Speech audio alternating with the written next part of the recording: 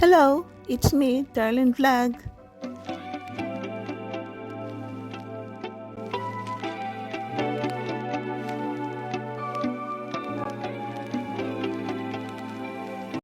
Good morning mga kalingap, good afternoon, good evening mga ka-Jomcar.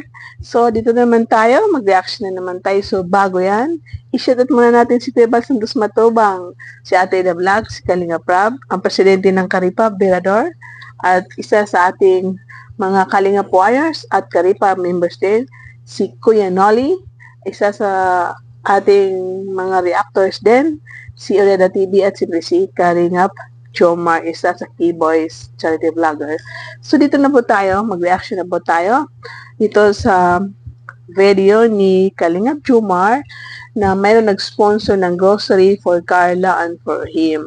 At before sa araw na yun ata ay anniversary ng Jomcar, 11th monthsary, di ba po, nag-anniversary late anniversary sila doon sa Bagasbas at kinabukasan na grocery sila sa bandang hapon, siguro after magnap, before hapunan, mga bandang alas 6. Yun nga po, sinundo ni Kalingap Jomar at ni David, si David ang driver ni Jomar dahil sa araw na yon hindi siya gaano makapag-drive at sinundo nila si Carla. At itong video natin ay late upload dahil yun nga po, marami tayong ginagawa, busy tayo at maraming dapat reactionan. So parang nalilito na ako kung ano uunahin natin. So sabi ko ito na lang, reactions for Jomar at yung kay Carla. Pagdugtungin na lang po natin. Nakakatawa po dahil yung nga si Jomar, dahil alam ni Carla na susunduin siya. At yun, tuloy-tuloy ang pagpasok ni Jomar sa bahay ni Carla na talagang feel at home siya. Tuloy-tuloy siya na naka-on ang kanyang camera. Naggulat na lang ang dalawa na pumasok si Jomar. Sabi nila, oh, naka-on ang camera. Na tuloy-tuloy siya papuntang kusina. Hinabol siya ni Carla dahil nga po, merong mga kalat daw, may basura. At siyempre, bahay ng mga babae. So, alam natin na minsan may mga gamit tayo na private na hindi pwede makita ng bisita. So, panoorin po natin. Ay, di ko dala yung ano, yung cellphone. Nakasawa na sila. Naka-video pa lang. May mga idol talaga. Bakit? Ay, malinig yun. Pinapalabas yung kanila. Uy, namamalo ng puwet. Tara na. Mga basura man po dyan ay. Okay lang yun. Basura. Malinig nga eh. Naglinig po ako sa bag. Oh. Ikaw lang? Talaga si Jomar ay magaling, mapelyo, mapagbiro. So ito nga po, yun nga pagkatapos niya pumasok sa bahay, siyempre pinalabas siya ni Carla. Hindi pinakita ang buong video ata, napaka nandoon lang sa may pinto. Umalis na sila, papunta na sila sa grocery at yan nga sabi ni Jomar, kasama niya ang dalawang anghel na binaba sa lupa, binagpak galing sa langit, binagsak sa lupa, lumagapak ang mukha.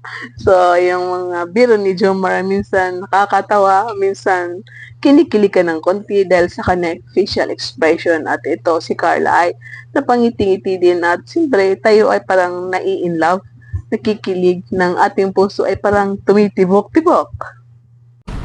Kasama na natin yung dalawang anghel na tinapon sa langit at ibinaba sa lupa. Lumagapak ang mukha, puna ang mukha. Ayan po si Carla. Before sila nag-grocery, diba sabi ko po na date nila doon sa Bagasbas. So, umuwi na sila, hinatid siya ni Jomar sa bahay nila. At nang sa gabi na yon ay nag-live si Jomar. Kung naalala po natin na siya ay umaawit. At si Carla ay wala sa kanyang live. Maraming nagtatanong, nagre-request. Sabi nga ni Jomar, oh Carla, baka nandyan ka, comment naman. Pero si Carla ay wala sa live. Siguro, nag-message si Jomar, baka nag-chat sila before that. Nakatulog alat si Carla, kaya sinabi ni Jomar na tinulugan tayo. So, panoorin po natin. Tinulugan tayo niyan kagabi, talaga. Joke lang. Hoy, pati mo naman sila ng manser kagabi kahapon. Happy Mansari po. Si Jomar laging nadudulas ang kanyang dila. Na kaya daw siya nadulas. Yun nga po alam natin, sinabi niya na nadulas siya, natumba ang kanyang motor dahil dumaan siya sa mga feebles.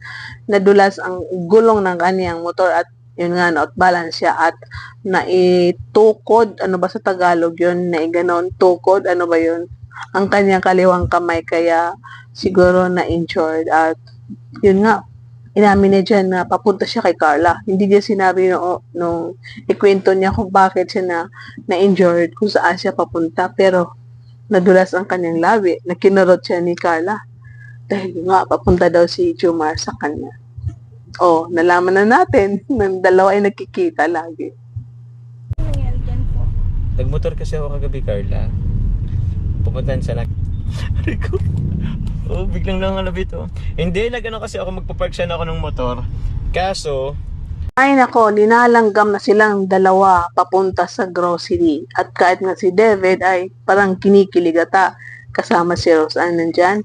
Nasa front seat si Roseanne kasama ang driver na si David. At ang Jomcar ay nasa likod. At nagre-request itong isa na si Jomar na hilutin. Alam naman niya na hindi manghihilot si Carla, pero dahil naglalambing lang siya, gusto niyang mahawakan ni Carla ang kanyang kamay. Nagre-request siya na pakihilot naman. Pero anong nangyari? Instead of pisil-pisilin ni Carla, parang siyempre inikot-ikot ni Carla, tinitinglan ang pilay. Pero aray ko po ang sagot ni Jomar. Pero yung nasabi ni Jomar na medyo magaling na dahil nag-hot and compress doon sa kanyang napilay na kaliwang kamay. So, gumagaling na ang kamay ni Jomar sa time na yan. Pero ngayon nata is magaling na. Hindi masyado pala magaling 100% dahil yun nga po, natalo sila doon sa paper dance dahil ang kanyang kamay hindi masyado makahawak sa pagbuhat kay Carla doon sa likod na para iangat ang paa ni Carla, abahin. So, yun nga po. wait lang. Hilutin mo nga, Carla. Di, Ano po dyan? dito sa may ano. Aray ko. Wag! Aray ko! Diamond. Wag mo nga ikutin. Hindi ikot alam ng ano. Dito. Dito. Maga po talaga yun ang uling kayo. Ha? Ano po dyan? Maga. Hindi dito. Diamond. Iniikot kasi niya. So, yun na yun. So, nagagaling naman na po to. Hindi siya masyado... po siya nakargat. Ah? Ha? Kaya. Hindi kaya. Hindi ko kayang maiganon. Kiss mo na lang! O, i-kiss daw. Kina. Ay! Aray ko. Si Jomar ay laging umaawit pag, yan, kayo nagre-request sa kanyang live. So, kahit pagod siya, kahit inahantok, pag almost 100% ang request na umawit ay talagang aawit yan. Kahit pagod na pagod at antok at nasimulan niya ang kanyang live. Pero pag hindi siya naka-live, hindi kayo makapag-request. So, yun nga. Ito pala si Carla, minsan nagre-replay. At yun, napanood niya na sino nga to. Dahil tinutog na si Jomar na nag-live. Dahil wala nga si Carla sa gabi na yun. At ang kanyang kanta na napanood ni Carla habang nag-live ay My Destiny. At alam po natin, ang awit na ito ay favorite ni Carla, My Destiny. Isa sa mga favorite song niya na pinatugtog din noong kanyang 18th anniversary. At alam natin, ito si Carla ay lagi niyang inaawit din ang My Destiny. Wait lang. Grabe yung pinapanood ni Carla.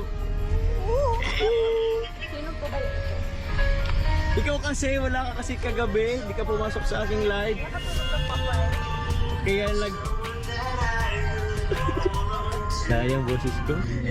Yan, magandang practice yan, Carla, no? Sabi nga ni Carla sa likod, daddy ko. Napaka-sweet ni Carla. Alam niya na itong kaliwang kamay ni Jomar ay injured. Una siyang lumabas at pinagbuksan si Jomar. So, mapapaisip tayo na pag hindi pa nga sila, sila na pala. Sila pa o hindi pa, napaka-sweet ni Carla, napaka-caring din niya, kung sa lalaki, gentleman, ang babae ay, ipalagay natin caring, no? Caring, maalalahanin. So, napakaganda panoorin ang dalawa na yan ay nagkakasundo sa pag-aalaga ng bawat isa. At pag kayo tumanda, ganyan din kayo. Huwag nyo kalimutan, pag kayo nagkatuluyan at may nararamdaman ang bawat isa, alalayan. Gaya ng ginagawa ninyo ngayon. So, magandang example yan. So, practice yan, Jomar. Pag ikaw tumanda, nandyan si Carla na aakay sa'yo. Ay, pambihira. Andito. Uy! Ayun na po. Pinagbuksan tayo ni Carla. Wag mo akong hilain. Wag mo akong hilain. Para naman ako matanda dito, mga kalingap. Inalalayan tayo ni Carla. Bro, pinagbuksan tayo, bro. Daddy po. Baka bukas natin, bro. Hinihila ako, bro. So, nagsimula na mag-grocery ang dalawa. Bumili sila ng ketchup, sabon, toothpaste, yung mga basic need, daily needs ng mga babae, at kung ano-ano pa. At nang dumating sila doon sa may sauce na sabi ni Carla ay hot and spicy. At ito talaga si Jomar. Talagang may pahabol pa. Hot and spicy. Ako yun. Hot and spicy ako. Alam natin, Jomar, na hot ka. So, malaman, spicy. So, alam namin ibig mong sabihin na hot and spicy. So, ayan, Carla, lagi kang may hot and spicy na sauce. Hot and spicy. Hot and spicy. Ako yun. So, doon na sila sa mga gamit sa kitchen, gamit sa toilet na yun nga ang hindi natin pinakita ang iba. At dito sa paper towel at inabot ni Jomar yung tissue ata or wipes na sabi niya, kami.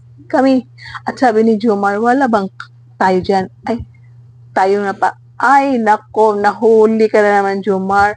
Gusto niya sabihin na tayo na pala. Or baka ibig niya sabihin na tayo na ba? So, yun nga po. At yung dila ni Jomar ay laging nahuhuli. Ito si Carla, ingat na ingat. Ikaw talaga, Jomar. Hindi ka kasi nag-iingat eh.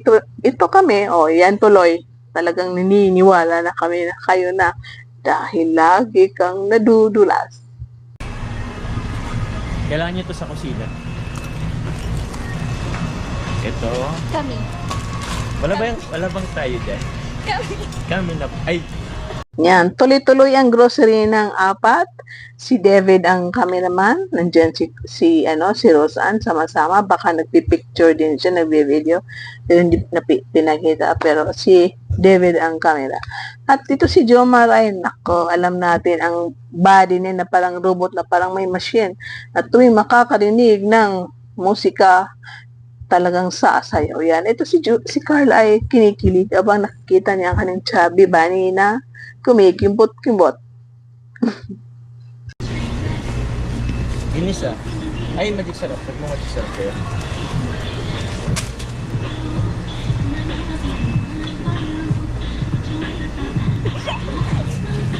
Ay, ang ag-hek ni Carla talaga habang inila ni Joma ng cart. So, siguro may mga kiligan pa dyan hindi pinagila. Pero, sa pagpupost lang niya ng card at si Jomar ay humihila rin sa card na pinupost ni Carla. Ay talagang alagikik na talaga si Carla. Hikik na hikik. Dahil ngayon, kinikilig siya. So, kami Carla, pag naririnig namin yung nagkikik mo, talagang sagad na sagad yung namin, kilig namin. Ha? So, thank you pala. Thank you sa agikik mo dahil kami ay nagiging bata sa agikik mo. Ito.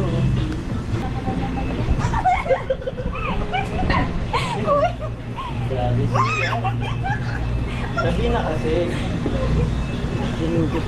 Siguro ito na lang. Siyempre, hindi lang para kay Carla ang grocery na yan. Kasali si Jomar. Namimili din siya ng kanyang mga pangangailangan.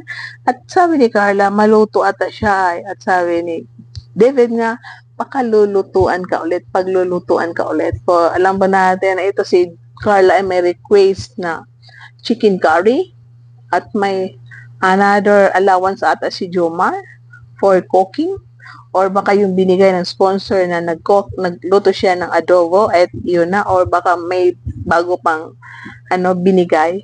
So, hindi natin alam kung kailan ulit ang pagluluto ni Jomar ng pagkain, ulam for Carla.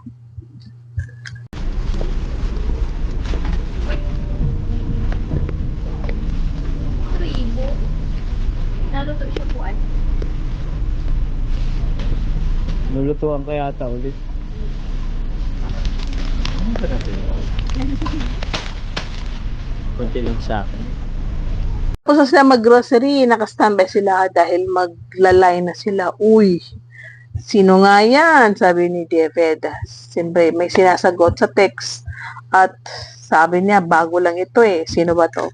Nako, ang ating baby Carla, nagsiselos na. O baka acting selos yan. So, maganda yan. Sign of selos, wag lang over is, uy, love. So, sige Carla, magselos ka. Pero wag lang sobrahan ha. So, ikaw naman, Jomar, wag ka nang mag-open ng cellphone sa harap ni Carla para hindi magselos. Kung may tatawag na mama mo, papa mo, mama mo pala, sorry sa papa mo. Mama mo, mga kapatid mo, pinsan mo, sagutin mo kasi tawag. Pero wag ka lang yung mawag ng cellphone pagkasama mo si Carla. Dahil, di ba, nakafocus ka kay Carla. So, wag mo na mag-cellphone ka, Jomar. Mamaya na, pagtapos na ang inyong ginagawa. Kung sa next time mag-shopping kayo, mag-grocery, wag ka muna humawak ng cellphone para hindi magselos ang ating baby Carla. Sino yun? Wala, ikaw may pan. Ngayon ko lang nga ito inano eh. Si Selos. Selos ka? Kahit masakit ang kanyang kamay daw, nagbibiro pa rin. Sa haba-haba ng pila. Sa cashier pa rin ang punta. Sa haba-haba ng pila, sa kasilyas pa rin ang punta. Sa haba-haba ng pila, sa terminal rin pupunta. So dito sa kanilang grocery, sa haba-haba ng pila, sa cashier pupunta, hindi sa altar. Ikaw talaga, Jomar. Patapusin mo muna si Carla. Mapupunta rin kayo sa altar na yan na matagal mo nang hinihintay. So sana sa inyong first year anniversary sa Thailand, sana kaming mga nagmamahal sa inyo at supporters ay maririnig na namin ang magandang oo mo, Carla. Ituloy mo, Jomar.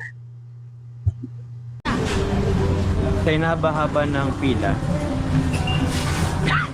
sa cashier din matutuloy. Tama ba? Akala nyo sa altar ano? Bro, ayoko mag-joke bro, ang sakit ng ano lalo. Pag nag-joke ako. Yun nga, pagkatapos nila mag-grocery, sabi nila, mag-drive-thru. Pero dahil mahaba ang pila, hindi na lang sila nag-drive-thru, umorder sila ng online. So, naisip ko, saan sila kumain na bang umorder ng online sa Jollibee? Siyempre, doon sa bahay nila Carla, di ba? So, pagkatapos nila mag-grocery, pumunta sa bahay nila Carla, inayo siguro yung pinamili, umorder ng Jollibee para hapunan. Siyempre, magkasamang kumain doon sa bahay ni Carla, kasamang si David, si Arjen, si Roseanne, di ba? At ang Jomcar. So yun po mga kalingap, hindi na po tayo nakapag-drive-thru po sa Jollibee. At sobrang traffic, sobrang grabe po yung pila. So, second option, yun po, order na lang po through online. So, mabilis lang naman yun. So, andito na po kami, tutulungan lang po namin. Idugtong po natin ito. Pagkatapos, wala na. Umuwi na sila Jomar. So, mga next days, nagluto si Carla. Doon sa kanyang first vlog sa kanyang YouTube channel na monetize na ngayon na Carla Tafilar Vlogs. So, dito ang kanyang first vlog. Nagluto siya ng kanin dahil tulog pa daw si Rosan. Si Arjen ay pumasok sa eskwela. At yun nga po, panoorin nyo ang kanyang video. Puntahan nyo, Carla Tafilar Vlogs, na kininto niya kung paano siya nagsimula. Diyan, yun nga pala, welcome niya kanyang sarili na magsisimula na siya sa kanyang vlog dahil kinahintulutan na siya ni Kalinga Prab. At ito nga, ang first vlog niya, magluluto siya ng breakfast for them. Kay Roseanne, kay Arjen. At una niyang linuto ang kanin na nilagay sa rice cooker. Siyempre, electric.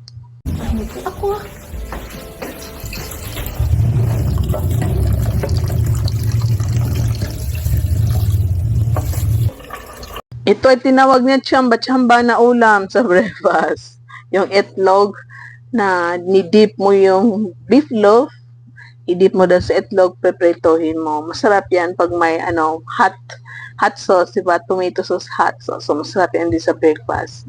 At, yun nga po, linuto na ni Carl ang kanyang tsamba-tsamba na breakfast na meatloaf na slice at nidip sa itlog fried.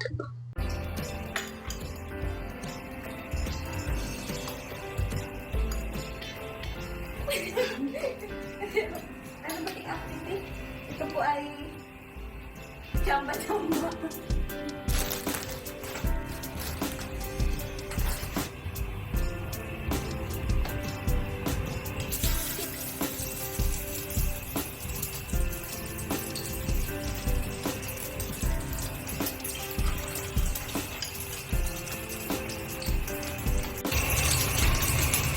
Ano sabi mo?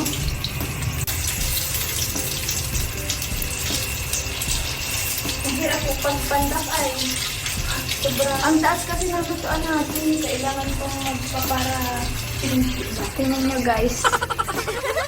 At pangalawang ulam, itlog pa rin at meat. Siyempre yun, nakita natin hotdog at itlog. Ni-scramble niya ang hotdog, pinatong itlog, slice niya in a piece na maliliit at tinawag pa rin yung chamba-chamba. So nakita natin si Carla nakatipto dahil mataas ang kanilang lababo, ang sink na pinatungan ng gasol, nakatipto siya, nakatingin siya. So yun nga. So nakita ko, pwede na kasi magkatabi yung ano nila, pinggan, plate tray at saka gasol. So dapat sa makapanood nito Yang Mi or Jomar, sabihan ko, na ilipat ang tray dahil plastic. Hindi natin alam minsan na yung apoy ng gasol ay gumaganon, lumiliyap. Delikado yan, baka makaabot dun sa sa tray at plastic ay masunog. Parang pangatlong bisis ko nakita yan, so naalala ko ngayon na kung pwede ilipat dahil hindi maganda yan, baka mamaya maabot ng apoy ang paper plate tray, yun nga, utensils tray, baka yan ang dahilan ng sunog. At isa pa, baka matalsikan ang mukha ng mga bata, mga dalaga, matalsikan ng mantika at kung ano pa. Dapat ilipat ang gasol na medyo mababa, magpagawa ng table for gasol lang, yung mini burner, para yung tamang-tama na maabot nila, na makita nila ang kanilang linuluto, nakayoko sila, hindi yung nakatihala dahil delikado yun sa kanila, na baka matumba ang kanilang linuluto, matapunan sila ng mantika, sunog, paso. So sana, ang pag-iingat pa, mahalaga po ang pag-iingat sa kalusugan sa ating sarili. Yan po ang ating niluluto. Chamba-chamba. Hot egg. Hot egg at the bread egg. Ito na po ang ating meatloaf. So, dito breakfast na, kumain na ang tatlong dalaga. Siyempre, meron silang kanin, hotdog na may halong egg, at beef loaf na nakatos sa egg. So, ako, hindi sa paggayabang, nakapag-aral ako ng 6 months na nutritionist before ako magkaroon ng vegetarian restaurant. At advice ko lang sa mga dalaga, over protein na yung kinain ninyo. So, ang gawin na lang ninyo, tama na yung isang ulam, egg at saka partner ba hotdog or corned beef. Then, try ninyo kung wala kayong time sa pagluluto, try ninyo mag-salad ng kung ano dyan, kamote tops ba or ampalaya, dahil kung sa araw-araw na ganyan kinakain ninyo protein, 4 na protein yun. 3 pala egg, beef loaf, at saka hotdog. So, hindi maganda yun sa kalusugan. Magiging oily ang skin ninyo. Tapos, dadami ang inyong pimples. Siyempre, fat yan, fatty liver ang mangyari dyan. Kahit bata pa kayo, may magkaka-fatty liver, may magkaka-cholesterol. Hindi sa matanda lang yan. Nagsisimula ang fatty at saka cholesterol tuwing bata pa tayo nagsisimula yan. So, para healthy ang inyong pagkain, habang kayo nag-aaral, haluan nyo ng gulay. Huwag kayong kumain ng 3 protein tuwing kain ninyo dahil hindi yan maganda sa inyong kalusugan. Ito po ay advice lamang po galing kay Tita Darlene. So, sana nag-enjoy kayo sa ating vlog. Sa lahat na nanonood dyan, paki-subscribe ang ating channel. Please click the button sa notifications. Paki-like ang ating video. Paki-comment sa anong gusto niyo sabihin. Basta positibo. Paki-subscribe. At huwag niyo kalimutan i-subscribe si Kalingap Rob. Tuloy-tuloy po ang pagmamaraton. Isama ang mga video ni Kuya Bason Dos Matubang, gaya ng pagmamaraton nyo sa mga video ni Kalingap Jomar. So thank you dyan sa lahat ng mga OFW. Ingat kayo dyan. May galap shout out sa inyo lahat. Sa mga co-reactors dyan, kapwa Team Kalingap, Kalingap supporters, Kalingap partners, sa lahat ng Jumcar community, lahat ng team, love team, hello, mega love shoutout sa inyo lahat. Sa mga zombie dyan, kaadik sa Jumcar, ka-marathonians, ka-ibags, kakapuyat at nagkaka-ibag sa kamarathon. Tuloy-tuloy rin po ang pagmamarathon at ingat kayo. Sana nag-enjoy kayo sa ating video and thank you for watching. Okay? See you in my next vlog. Bye! Nagatas ka Ate Rose at maling magbakila ka na. Nilit lang sa kuya muna. Bakit ito mauwi? Kaya. Nilit lang ako. Yan. Tara.